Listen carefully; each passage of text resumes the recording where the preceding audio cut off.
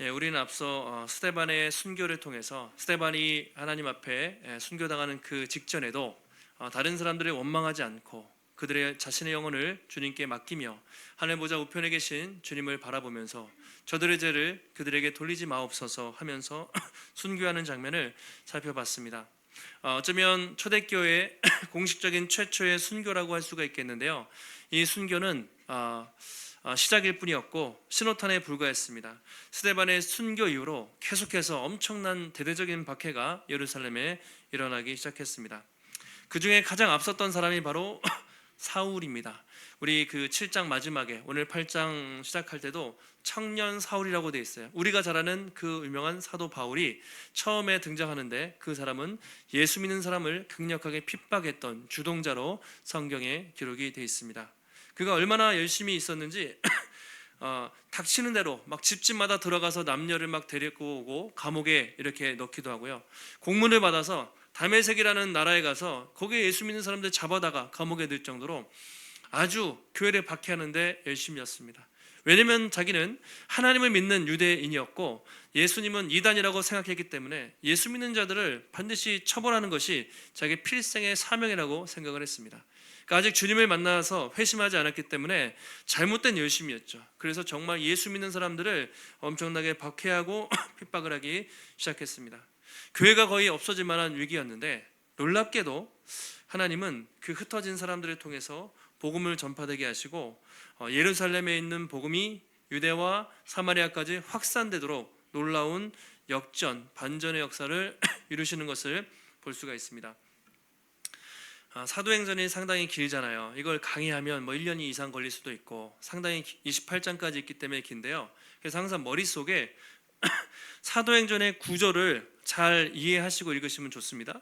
사도행전을 이제 구조 분석하는 방식이 여러 개가 있는데요. 그 중에 대표적으로 지역에 따라, 지리적 확장에 따라 사도행전을 좀 구분해서 읽으시면 아주 쉽게 접근을 하실 수가 있어요. 자, 세 부분으로 나눌 수 있습니다.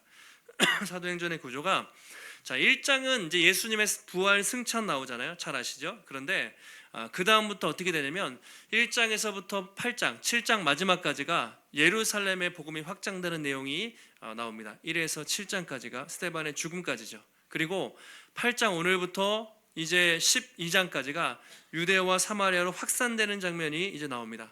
그리고 13장에서 28장까지는 복음이 땅끝까지 전파되는 장면이 나옵니다. 어떻게 전파됐을까요? 사도 바울을 통해서 1차 선교행이 시작되죠.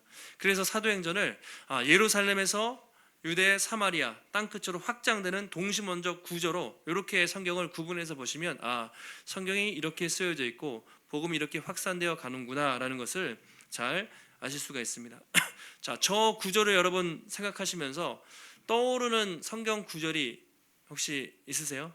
있으셔야 되는데 사도행전의 가장 중요한 주제, 비슷한 구절이 있죠. 사도행전 1장 8절에 오직 성령 임하시면 권능을 받고 어떻게 됩니까?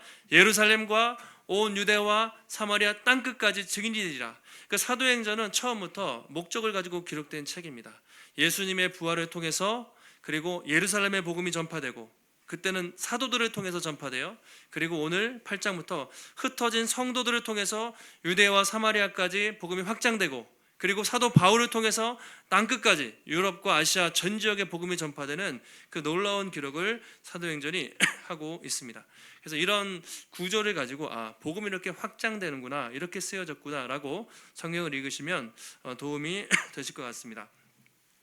그래서 8장은 중요한 전환점이 된다고 말씀드릴 수 있어요. 7장까지는 예루살렘에 있던 복음이 8장부터는 어떻게 해요? 사마리아로 확산이 되고, 또 유대인들만 예수님을 믿었는데 이방인들에게 확산되는 중요한 터닝 포인트가 바로 사도행전 8장이다라고 할 수가 있습니다. 그 중에 오늘 말씀은 스데반의 박해 이후에 성도들이 흩어져요. 근데 그 흩어진 성도들이 복음을 전하면서 막 복음이 확산되고, 특별히 빌립이라는 사람을 통해서 사마리아 땅에도 복음이 확산되는 장면을 볼 수가 있습니다. 오늘 말씀을 통해서 큰 핍박과 환난을 통해서도 오히려 복음이 더 전파되게 하시는 하나님의 놀라운 섭리와 또 일하심을 통해서 우리 인생에도 고난과 어려움이 있죠. 그런데 고난을 소망으로 바꾸시고 회복으로 바꾸시고, 또 교회의 핍박과 어려움을 또 놀랍게 통해서 놀랍게 역사하시는 하나님의 은혜, 하나님의 섭리 살펴보는 시간을 갖도록 하겠습니다. 자, 1절에 이렇게 시작을 합니다. 1절에 여러분 뉘앙스를 보시면 되게 부정적이죠. 사울이 그가 죽임당함을 마땅히 여겼다. 아마 팔짱을 끼면서 스데반이 그렇게 돌로 맞아 죽는 그 상황에서 팔짱을 끼면서 저 사람의 죽는 것은 당연해. 왜냐하면 나사렛 이단에 전하는 사람이기 때문에 당연히 여겼다고 말하고 있습니다. 그날에 어떻게 됐습니까? 예루살렘에 있는 교회에 큰 박해가 있었습니다. 그때부터 박해가 생겨서 사도들 외에는 다 유대, 사마리아 모든 땅으로 흩어졌다라고 그렇게 말을 하고 있습니다. 경건한 사람들이 스데반의 죽음이 얼마나 슬펐겠어요. 막 장사 지냅니다. 그런데 3절 보시면 바울은 어떻습니까? 교회를 잔멸할세 이렇게 되어 있어요. 교회를 잔멸하다.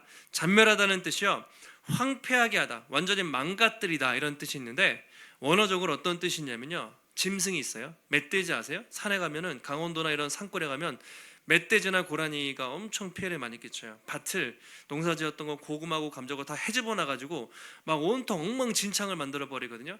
이것이 잔멸하다는 의미예요. 그러니까 사도 바울이 내가 아주 그냥 이를 꽉 깨물고 예수 믿는 사람들 교회를 다 없애버리겠어 라는 각오로 그냥 가는 사람들마다 그렇게 교회를 박해하고 잡아다가 공격을 하기 시작했습니다. 너무 박해가 심해가지고 예수 믿는 사람들이 예루살렘에는 있을 수가 없어요. 불불이 흩어집니다. 유대로 흩어지고 사마리아로 흩어지고 어떤 사람은 다메섹으로, 어떤 사람은 안디옥으로 뿔뿔이 흩어지게 됩니다. 여기까지 보면 교회는 위기예요. 잘못하면 교회는 무너질 수도 있는 상황에 처했습니다. 자, 그런데 반전이 있죠. 자, 1절에서 여러분 핵심 키워드가 핍박이라는 말입니다. 핍박을 한번 체크해 주시고, 그리고 오늘 우리가 읽은 마지막 8절에 어떤 단어가 있습니까? 핍박과 반대되는 표현이 있어요. 그 성에 큰 기쁨이 있다. 그렇죠? 자, 이것이 오늘 말씀을 해석하는 중요한 키워드가 되겠습니다. 박해로 시작했어요. 핍박으로 시작했는데 마지막에는 어떻게 해요? 그 성에 큰 기쁨이 있었다. 그 말은 하나님이 그 핍박과 박해 속에서도 놀랍게 역사하셔서 그 핍박을 큰 기쁨으로 바꾸시는 놀라운 역전이, 반전이 오늘 말씀 속에 들어가 있는 것입니다. 그동안 사도들은요, 이제 사람들은 예루살렘 중심으로 모였어요. 처음에 5,000명, 3,000명, 그리고 5,000명, 꽤 10,000명 이상의 사람들이 예루살렘에 모였겠죠. 그러면서 막 사도들과 성도들이 너무나 행복하게 예루살렘에서 또 모여서, 물론 가정교회로 모였을 거예요. 10,000명이 모일 수 있는 공간이 없었기 때문에 대부분 각자의 집에서 흩어져서 몇십 명씩, 그래서 꽤 많은 사람들이 예루살렘에서 모여서 우리가 아는 것처럼 서로 사랑하고 교제하고 또 먹을 것을 나누고 물질을 나누는 그런 아름다운 교제를 이루어왔습니다. 그런데 오늘 박해를 통해서 뿔뿔이 한순간에 흩어지게 된 것이죠. 자, 그럼 우리 한번 생각을 해볼 필요가 있습니다. 왜 그들은 예루살렘을 떠나지 않았을까? 분명히 예수님의 명령에 뭐였습니까? 성령 임하면 권능을 받고 예루살렘과 온 유대와 더 넘어서 사마리아 땅끝까지 복음을 전하라고 했는데 어쨌든 예루살렘에 갇혀져 있었어요. 아마 그 사람들은 이렇게 생각했을 수 있겠죠. 수많은 사람들이 회심하면서 이제 막 교회에 성도들이 늘어납니다. 우리도 이렇게 교회가 갑자기 늘어나면 교회가 불안정하잖아요. 행정적으로도 준비할 것들이 있고, 아마 그들 생각에 아직 우리가 선교사를 보낼 정도는 아니야 라고 그들이 생각했을 수도 있습니다. 아니면 아직까지 이방인들에 대한 차별이 있어요. 아직까지 이방인들에게 복음을 전한다는 그 생각에 꺼림직해요. 나중에 베드로도, 여러분 하나님이 고넬료에게 가서 가라고 할 때 저 이방인들에게 못 가요. 환상, 막 보자기 환상 아시죠? 막 환상 몇 번 보여주셔야 겨우 가가지고 복음을 전해요. 그만큼 아직 유대인들에게 사마리아 땅, 이방인들에게 복음을 전한다는 것은 아직 생각을 하지 못하는 단계였던 것 같아요.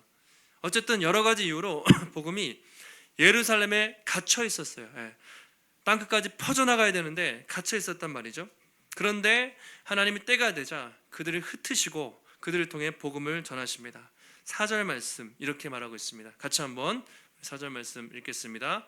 그 흩어진 사람들이 두루 다니며 복음의 말씀을 전할세. 아멘. 자, 중요한 것은 흩어졌는데 그 흩어진 그 사람들 누굽니까? 핍박을 받고 흩어진 그 사람들이 어떻게 했어요? 도망 다니며 숨어서 지낼 새가 아니라 두루 다니며, 이건 다니는 곳곳마다 막 다니면서 어떻게 해요? 예수님의 복음을 전했다는 것이죠. 이것이 아멘이죠. 여러분, 놀라운 반전이죠. 핍박을 받고 흩어진 사람들이 두려워서 숨어서 그렇게 지낸 것이 아니라 가는 곳마다 두루 다니면서 하나님의 말씀과 복음을 전했다는 것입니다. 그러면서 복음이 확장이 되기 시작했습니다. 여러분, 흩어졌다는 단어가 씨를 뿌리다라는 어근이 있거든요. 씨를 뿌리다. 이렇게 씨를 쭉 뿌리면 씨가 이렇게 뿌리면서 열매가 맺잖아요. 마찬가지로 흩어진 사람들이 결국에는 복음의 씨앗을 뿌린 거예요. 가는 곳마다 복음의 열매를 맺히면서 복음이 오히려 확장되는 놀라운 역사를 볼 수가 있습니다. 이건 상당히 중요한 의미가 있어요.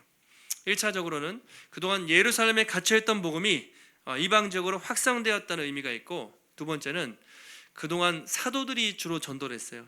베드로, 야고보, 요한, 사도들 중심으로 복음이 전파됐는데, 오늘 빌립은 사도가 아니었습니다. 요즘으로 말하면 일반 성도, 평신도였는데 일반 성도들을 통해서 복음이 확산되기 시작을 했던 것이죠. 그런데 그 복음의 확산이 어떻게 일어났냐? 바로 핍박을 통해서, 박해를 통해서 일어났다는 것이죠. 겉으로 보면 박해는 교회를 무너뜨리고 망가뜨리는 것 같지만, 하나님은 그 박해를 통해서 오히려 복음이 세상으로 더 놀랍게 확산되는 놀라운 이적을 일으키셨던 것이죠. 처음에 사람들은 아마 힘들었겠죠.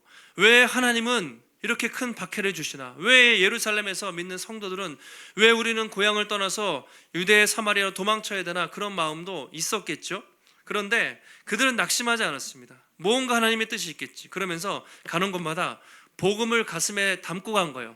가는 곳마다 예수는 그리스도입니다. 복음을 전하면서 그들을 통해서 오히려 복음이 예루살렘에서 유대와 사마리아로 확장되는 놀라운 반전을 기적을 우리가 보게 되는 것이죠. 여러분, 사도행전 11장에도 잠깐 그런 말씀이 언급돼요. 여러분, 안디옥 교회가 어떻게 생겼는지 아세요? 안디옥 교회가 11장 19절에 이런 표현이 있습니다. 스데반의 박해로 말미암아 흩어진 사람들이, 스데반의 박해 때문에 흩어진 사람들이 어디까지 갔겠습니까?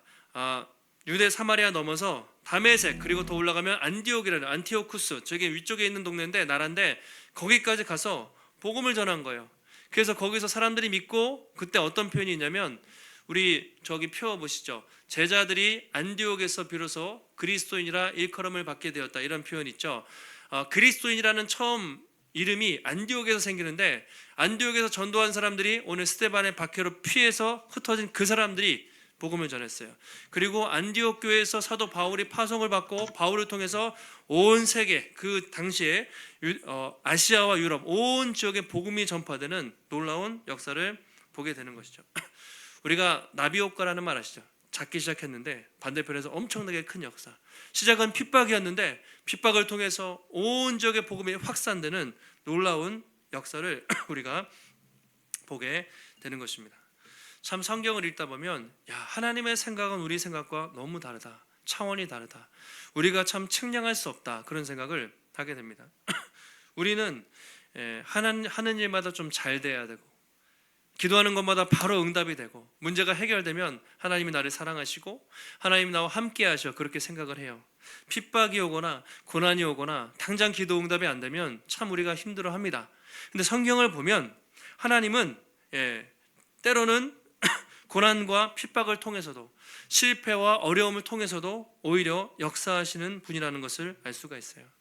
중요한 것은 뭐냐면요, 우리 인생에 때로는 탄탄대로처럼 일이 되게 잘 풀릴 때가 있어요. 이렇게 막 기도하는 것마다 응답되고 하는 일마다 잘 될 때도 있고요, 어느 때는 하는 일마다 안 되고 막 어려울 때가 있는데, 중요한 것은 그것이 좋은 일이든 힘든 일이든 중요한 것은 뭐냐면, 하나님은 그 모든 것을 통해 합력하여 선을 이루시는 분이라는 것입니다. 여러분, 믿으십니까?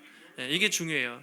그래서 지금 당장 현재만 보면 안 돼요. 현재만 보고 일이 어렵고 뭔가 막히고 그래서 낙심할 것이 아니라 반드시 이것을 통해서 역전시키시고 놀랍게 역사하실 그 선하신 하나님을 바라보며 믿음으로 나아가는 것이 중요하다는 것이죠. 오늘 이 말씀을 보면 참 놀랍잖아요. 아니, 초대교회는 이렇게 참 보면 부흥할 만한 조건이 하나도 없어요. 그냥 망할 이유만 있잖아요. 그런데 교회가 잘 돼요. 초대교회의 성장 비결은 무엇이었는가? 그들은 어떻게 이렇게 놀랍게 복음이 확산될 수 있었는가? 그것은 프로그램이나 전략에 있지 않았습니다. 그들이 세미나를 했겠습니까? 그런 게 있었겠어요? 복음의 확신과 담대함, 복음의 불길이 있었기 때문에 가는 곳마다 그들은 복음을 전했습니다. 여러분, 오늘날 교회를 한번 생각해 보실까요? 그때에 비해서 요즘 교회 상황이 어떠세요? 여러분, 우리 행복한 시대에 태어났죠? 2000년 뒤에 대한민국이라는 너무나 좋은 나라에서 편한 시대에 너무 편하게 예수님 잘 믿고 살고 있습니다. 그런데 맨날 이런 얘기를 해요. 상황은 훨씬 더 좋은데 복음이 잘 전파되지 않는다는 거예요. 전도하기 힘들다는 얘기를 너무 우리가 늘 입에 달고 살잖아요. 교회에 그런 핍박이 별로 없잖아요. 그리고 요즘 교회, 여러분 얼마나 크고 화려한 건물을 가진 교회, 돈이 많은 교회, 그리고 성도들이 수천 명 있는 교회 많이 있습니다. 그런데 교회들마다 하는 이야기는 전도가 안 된다. 개척하면 교회는 문 닫는다. 온갖 패배주의에 빠져 있습니다. 왜 그럴까요? 오늘 말씀을 보면 그들은 그 어느 것 하나 갖춰진 것이 없고 오히려 망할 수밖에 없는 상황이었는데 놀랍게 성장하는 것을 오늘 말씀을 통해서 볼 수가 있습니다. 여러분, 지금 초겨울이죠. 딱 이맘때 11월쯤에 가장 조심해야 되는 게 있어요. 건조할 때 조심해야 되는 게 뭐죠? 불씨, 산불. 그래서 강릉이나 태백산맥 줄기에 이제 가을이나 봄에 산불 한번 발생하면 엄청나게 막 커져가지고 많은 사람들이 또 피해를 입는 것들을 보게 되죠. 근데 처음에 불꽃이 어떻게 틉니까? 뭐 담뱃재를 던졌다든가 아니면 전신주에 스파크가 살짝 지직 켰는데 막 낙엽이 막 전파되면서 그 다음에 삽시간에 온 산과들로 산불이 퍼지게 되는 것을 볼 수 있습니다. 처음에는 작은 불씨였는데 그게 온 산과 들을 덮어버리는 것이죠. 여러분 마찬가지입니다. 초대교회 성도들은 특별히 전도에 대한 전도 폭발 훈련을 받은 것도 아니고 전도 세미나를 받은 것도 아니고 그들은 그냥 배운 것이 없었을지 모르지만 그들 마음속에 이 복음에 대한 강력한 불길, 복음에 대한 강력한 확신과 담대함이 있었기 때문에 가는 곳마다 두루 다니며 가는 곳마다 예수 이름, 복음을 전했던 것이죠. 한마디로 말하면 그들 안에 복음의 DNA가 있었던 것입니다. DNA. 여러분 DNA가 뭔지 아시죠? 우리가 어렵게 생각하지 마시고 쉽게 생각하면 유전 정보를 가지고 있잖아요. 유전 정보를 가지고 있는 분자가 DNA인데 여러분 DNA의 특징은 뭘까요? DNA 스스로 복제를 해가지고 그렇게 유전 정보를 전달해요. 그래서 우리가 부모가 자녀를 낳으면 어떻게 돼요? 희한하게 얼굴도 성격도 똑 닮은 붕어빵 같은 자녀들이 낳게 되잖아요. 그것이 DNA가 전달되기 때문이죠. 좋은 것만 유전되면 좋은데 때로는 안 좋은 성격, 안 좋은 외모도 막 전달되고 하긴 하지만 DNA의 특성은 유전 전달을 시키는 것이 바로 DNA의 특성입니다. 그런데 마찬가지로 초대교회 성도들에게는 늘 예수 그리스도의 DNA가, 복음의 DNA가 그들에게는 장착이 되어 있었어요. 그래서 가는 곳마다 마치 부모가 자녀를 낳는 것처럼 그 복음의 DNA로 사람들에게 복음을 전파하기 시작했던 것이죠. 여러분 연말이 되면 항상 이런저런 세미나가 많습니다. 교회 부흥과 성장 전략, 복음전도 세미나, 많은 목사님들이 많은 교육자들이 찾아갑니다. 그리고 거기 가면 그런 얘기예요. 우리는 이렇게 해가지고 성공했다, 교회가 부흥했다, 교회가 성장했다, 막 그런 이야기들을 강사분들이 하세요. 그런데 갔다 와서 그렇게 해가지고 되는 교회는 거의 없어요. 하다 보면 대부분 그렇게 안 되거든요. 왜 그럴까요? 저도 이번에 세미나를 가는데 여기는 그런 세미나가 아니에요. 복음 세미나예요. 그냥 교회 성장 부흥 이런 얘기 전혀 안 해요. 예수님 복음만 이야기하고 우리가 어떻게 복음으로 건강한 교회를 만들까 그 이야기만 해요. 왜 교회가 그렇게 전도하기 힘들까요? 첫 번째로는 목회자들이 복음의 DNA가 약하기 때문인 것 같아요. 복음에 대한 확신이 목회자가 없는데 2차적으로는 성도님들이 복음의 DNA, 복음의 불길이 약하기 때문에 그런 거죠. 처음에는 목사님들이 여러분도 새해 내가 성경 통독을 해야지 그러면 처음에 한 달 동안 몇 주 동안 열심히 하시죠. 그러다가 마음이 식으면 그냥 덮어버리고 끝나고 보통 세미나를 갔다 오면 작심삼일이 돼서 끝나는 경우가 많아요. 근데 전도 프로그램 전략도 중요한데 더 중요한 것은 그 마음에 복음의 불길이 살아있는가, 그 목회자의 그 성도들의, 그 교회, 그 마음 중심에 복음의 DNA가 살아있는가 하는 것이죠. 초대교회는 그랬습니다. 아무것도 갖춰진 것도 없고 건물도 없고 세미나도 없고 조직과 행정 이런 것도 없었지만 그들의 마음속에는 이 복음에 대한 강력한 확신과 성령의 불길과 복음의 DNA가 있었기 때문에 가는 곳마다 복음을 전하면서 그 복음이 확산이 되었던 것이죠. 다음 주가 추수감사 주일이죠. 저희가 작년에는 이제 블레싱데이 이웃 초청 집회를 했습니다. 한 달 동안, 두 달 동안 많이 준비하고 막 기도하면서 릴레이 기도하고 이웃도 초청하고 꽤 많은 분들이 오시기도 했습니다. 근데 올해는 안 했어요. 고민을 많이 했습니다. 그러면 작정하고 행사를 기획하고 준비해서 사람들의 초청을 하는데 올해는 좀 고민하다가 운영위원들이랑 상의하다가 올해는 그렇게 하지 맙시다. 이제 결정을 했어요. 여러분 왜 그랬을까요? 전도를 포기했기 때문에 그랬을까요? 전혀 그렇지 않죠. 여러분 이 교회가 존재하는 한 우리는 전도를 포기할 수 없죠. 주님이 오시기 전까지 여러분 전도는 우리의 선택이 아닙니다. 사명입니다. 그것은 우리가 끝까지 책임져야 될 사명이에요. 근데 왜 그렇게 안 하냐면 우리가 복음 전하는 것을 자칫하면 그렇게 하면 1년에 몇 번 하는 행사, 프로그램으로 생각하실 수 있습니다. 그리고 믿음 좋은 어떤 사람, 특별한 어떤 사람은 전도하고 나는 못해라고 그렇게 늘 인식을 할 수가 있어요. 근데 그렇지 않다는 것이죠. 오늘 초대교회를 보면 예수 믿는 사람들은 복음의 능력이 있으면 누구든지 가는 곳마다 복음을 전할 수 있고 그 사명에 동참할 수 있습니다.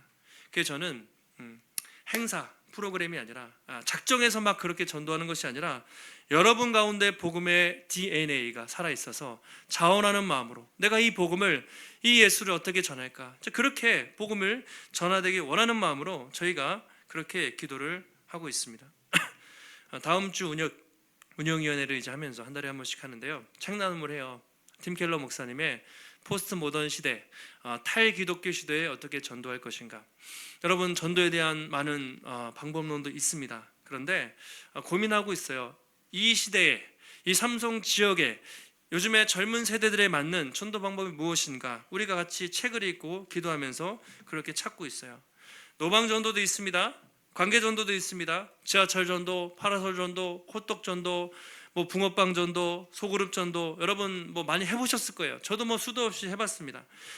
전도가 중요합니다. 전도 방법이 중요하지만 더 중요한 것은 우리 마음속에 복음의 불길이, 또 예수 그리스도의 그 복음의 능력이 살아있는가 하는 것이 훨씬 더 중요하다는 것이죠.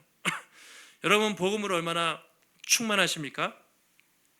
복음이 무엇입니까? 라고 아마 물어보면 대부분 다 대답을 하실 거예요. 예수님 십자가 죽으심과 부활. 그런데 그것을 머리로 하는 것이 아니라 여러분은 그 복음이 여러분의 가슴과 여러분의 심장과 여러분의 혈관에 예수님의 복음이 살아있습니까? 복음의 DNA라는 것은 머리로 하는 것이 아니고요, 이 복음이 뼛속까지 가슴속에 새겨져서 내 유전자 혈관에까지, 피 속에 예수의 피가 들어가서 정말 내가 입만 열면 어찌하든지 내가 죽을 때까지 복음을 전하며 살아야겠다 하는 것이 복음의 DNA로 충만한 사람들입니다. 초대교회 성도들은 그랬다는 것이죠. 여러분 그렇다면 교회가 이렇게 전도합시다, 세미나 프로그램 안 해도 그런 사람들은 가는 곳마다 가정에서 내 가족 중에 믿지 않는 사람들 어떻게 전도할까, 내가 또 가장 많이 부딪히는 또 직장에서 믿지 않는 그 사람을 어떻게 복음을 전할까, 또 이웃들에게, 또 사람들에게 가는 곳마다 복음을 전하게 되겠죠.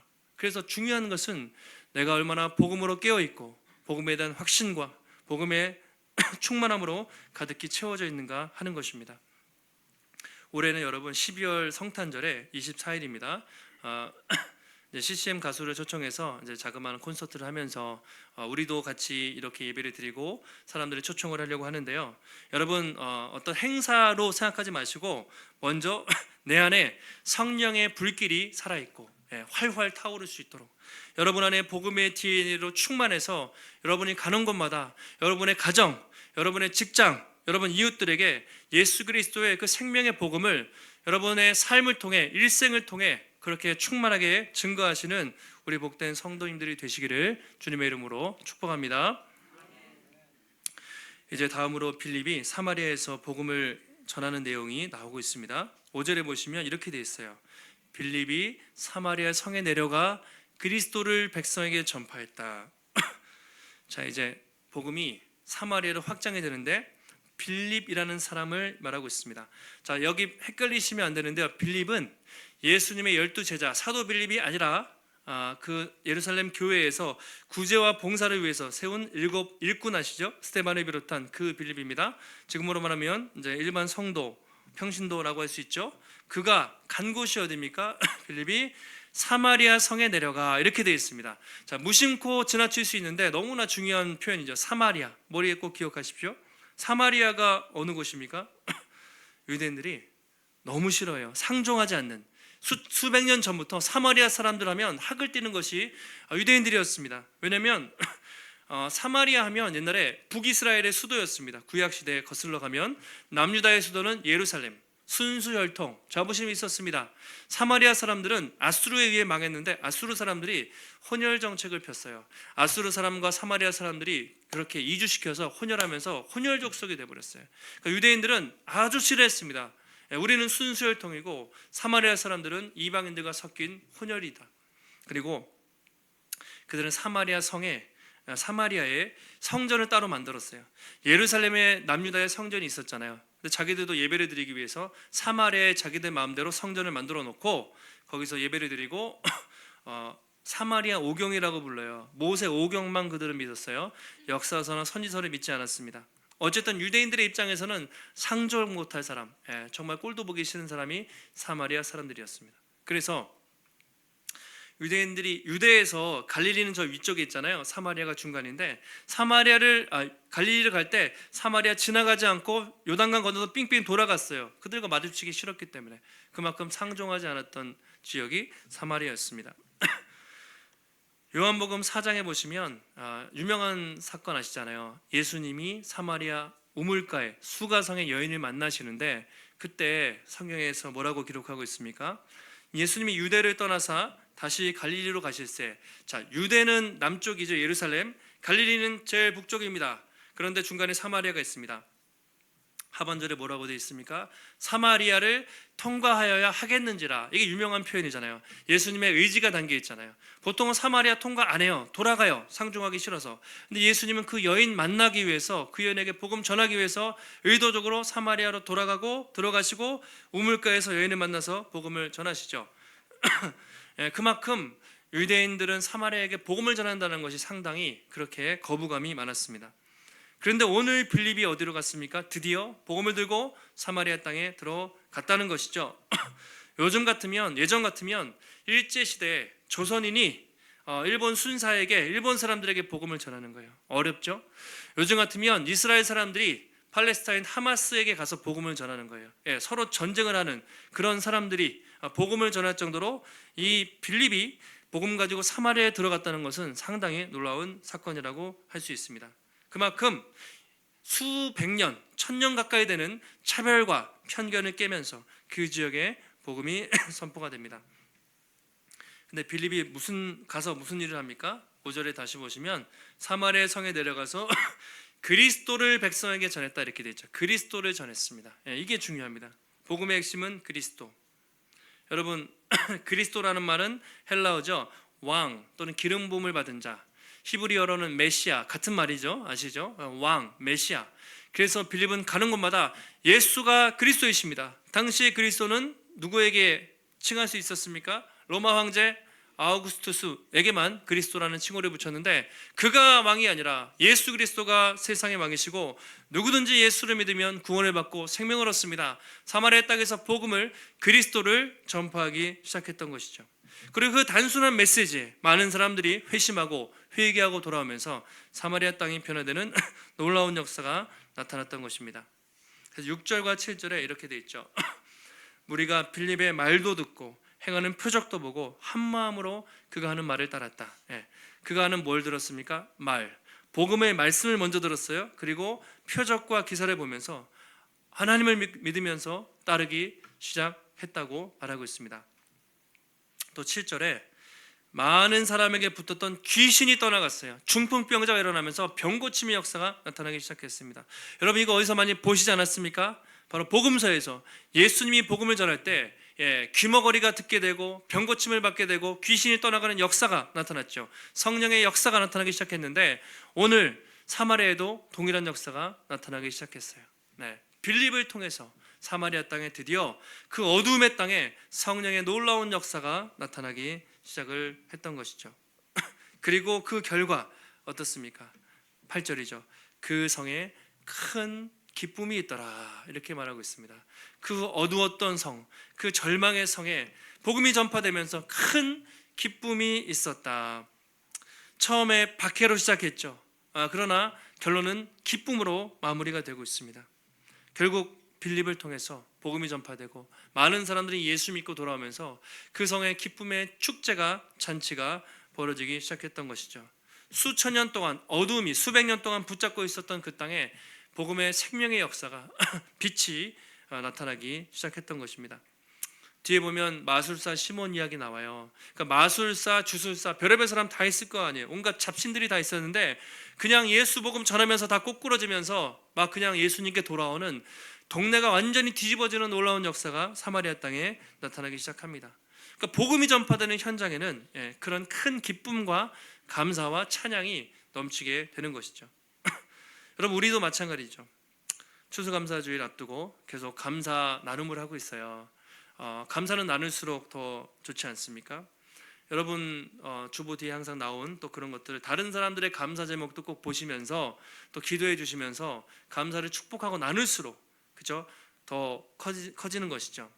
여러분, 돌아보면 우리가 예수 믿으면서 당하는 핍박도 있습니다. 어려움도 있지만, 그러나 우리가 예수님 믿었기 때문에 감사하고 찬양하고 기쁜 일이 훨씬 더 많지 않습니까? 여러분, 예수님이 있으면 간증이 있고 기쁨이 있어요. 고난도 있지만 그것을 능가하는 기쁨과 감사가 있어요. 이것이 복음이 주는 능력인데, 그 사마리아 땅에 그동안 없었던 큰 기쁨이 그 땅 가운데 넘쳐났다고 그렇게 말하고 있습니다. 그 소식이 전파되자 누가 갔냐면요, 참 희한하게도 베드로와 사도 요한이 사마리아의 성에 갑니다. 그래서 빌립을 통해서 사마리아에 하나님의 복음이 전파됐다는 소식을 듣고 사도들이 들어가서 복음을 전해요. 그러면서 사마리아가 완전히 뒤집어지는 그런 역사가 나타나게 됩니다. 원래 순서로는 보통 사도들이, 목회자가 가서 그 다음에 이제 성도들이 가는 게 맞을 텐데, 참 희한하게도 사마리아는 사도들이 가지 않았습니다. 빌립, 그냥 구제와 봉사를 하라고 세워놓은 그 어떻게 보면 집사님, 그 평신도 그 일꾼이 그 사마리아에 가서 뒤집어 놓은 거예요. 그가 뒤집어 놓은 게 아니죠. 그를 통해서 성령이 놀랍게 역사하고 그 소식을 듣고 교회에서 목회자를 파송하는 겁니다. 사도들을 파송해서 사마리아 땅에 엄청나게 변화가 나타나게 되는 것이죠. 그것이 바로 하나님이 행하시는 놀라운 역사였습니다. 여러분, 오늘 우리는 이 말씀을 통해서 다시 한번 생각해 봅니다. 교회가 아무리 큰 핍박을 당해도, 또 성도가 우리 인생 가운데 아무리 큰 고난과 어려움이 있어도 절대로 교회는 무너지지 않고 절대로 성도는 흔들리지 않는다. 내가 이 반석 위에 교회를 세우리니 음부의 권세가 흔들지 못하리라. 아멘이죠. 반석 위에, 말씀 위에, 복음 위에 세웠기 때문에 사단은 흔들어요. 아무리 흔들어도 여러분, 초대교회가 망했습니까? 엄청나게 부흥했잖아요. 마찬가지로 지금 교회가 어렵다고 말해도 교회는 여전히 살아있고, 지금 우리 인생에 아무리 어려운 일이 있어도 하나님은 그것을 바꾸시고 또 우리를 회복해 주시는 신실하신 놀라우신 하나님이신 줄 믿습니다. 많은 사람들이 예수님 십자가에 달렸을 때 그것을 보고 이해하지 못했어요. 왜 예수님 살아계시면 십자가를 내려와서 자신을 구원하면 되지, 왜 그렇게 힘없이 죽으시나? 왜 하나님은 침묵하시나? 왜 아들을 버리시나? 왜 예수님은 그렇게 능력이 없으시나? 많은 사람은 손가락질하고 떠나갔습니다. 그런데 하나님은 놀라운 반전을 이루셨습니다. 장사한 지 사흘 만에 예수님을 죽은 자 가운데 살리시고 십자가에서 부활하게 하시고 하늘 보좌 우편에 앉게 하심으로 부활의 첫 열매가 되게 하시고 모든 사람을 구원하신 놀라운 역사를 이루신 것이죠. 그때까지 하나님은 능력이 없어 보였지만 십자가를 통해서, 부활을 통해서 놀라운 반전을 이루시고 온 세상 모든 믿는 자들을 구원하시는 놀라운 구원의 역사를 이루신 것입니다. 여러분, 하나님의 생각은 우리의 생각과 달라요. 측량할 수가 없습니다. 우리보다 훨씬 더 크고 놀라우신 분이에요.